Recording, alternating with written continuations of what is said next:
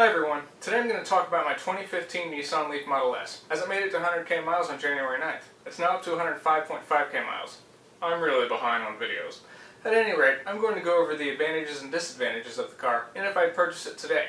First off, the advantages. It's a great car. It excels at what it was designed for: short trips around town, commuting, and running errands. I have a level 1 charger, and it has only failed to be fully charged when we discharged it to about 15%, plugged it in at 10 o'clock p.m., and then left for work prior to 6. I believe that was also in the winter, so that probably also contributed.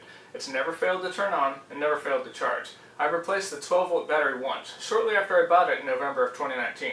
As for driving it, if you take it out of eco mode, it's an EV, and it has a lot of torque. It's 0 to 60 times is about 11 seconds, but most of that 11 seconds is from 45 to 60.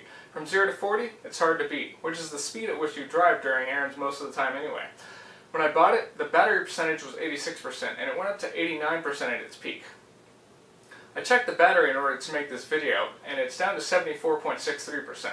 It will lose a third bar when it's been below 72.5% for more than a month. It's lost about 11% over the last 4.5 years, so it's lost about 2.5% of capacity a year. The range when I first got it used to be upper 90s, and now it's down to mid 80s. But it still gets me to work 15 miles away, gets us down to Dallas when we travel there, and over 95% of our trips in general. It's comfy, it heats up and cools down instantly, though that does get down in the range, and it has served my family very well for the past 4.5 years. In addition, it has a lot of room for storage. It is a hatchback, and the back seats fold down, so there's a lot of storage space. Another advantage is that it is absurdly cheap to run. With a small range comes a small battery. Therefore, I've only replaced the tires once, and they're a couple hundred a pop. They are small 15-inch tires, so they're very inexpensive. I also keep it in eco mode most of the time, so I'm not shredding them with a lot of torque either. As it is an EV, there's barely any maintenance to do in the first place. My insurance rates have also been great. Leafs must not be very expensive to repair. I saved thousands of dollars in fuel over the last 4.5 years. I've driven it about 56.5k miles. Since it gets about 5 miles per kilowatt hour and my electric rate is 13 cents per kilowatt hour, I paid a bit under $1,500 in charging, and that doesn't take into account all of the free charging I've done, which is substantial. I would say it's more likely I've paid just about $1,000 for electricity. That's 18 bucks a month with 1,000 miles a month driven. That's a heck of a deal.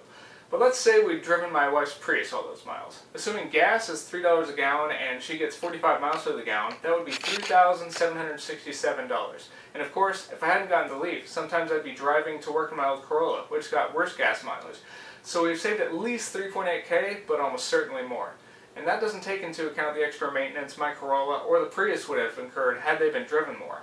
Here are the disadvantages. The biggest one is the degradation of the battery. I knew that would happen going in, but it's still a disadvantage. Passive air cooling just doesn't cut it, especially in hot Texas. Also, my version of the Nissan Leaf, the Model S, has no telematics. Therefore, Nissan's app will not work with it. I cannot see the level of charge, or even if it's charging remotely.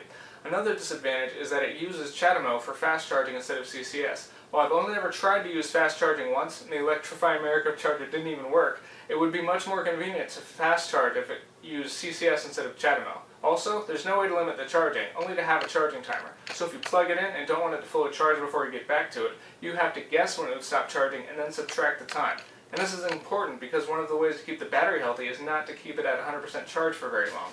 In addition, there's no way to pop the trunk if you're sitting in the front seat. It's very odd that it's missing this, but it is.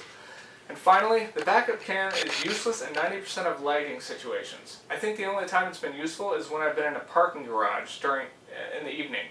All that leads me to say that I wouldn't purchase a Nissan Leaf today. The lack of battery cooling outside of the air passing over it is just too big a disadvantage. That, coupled with the fact that both battery and EV prices have dropped and that there are many times more models on the road today, means that unless you're planning to only keep it for a few years in a mild climate, I wouldn't suggest getting a Leaf. Having said that, I do not regret my purchase. After all, it's still a great car. It's just long in the tooth. I never intended to keep it for long. It was a stepping stone to get to a Tesla. On that subject, I do hope to replace my Leaf with a used Model 3 this year, after interest rates come down. If I do, expect to see a number of videos on it. That's it for today. Happy charging.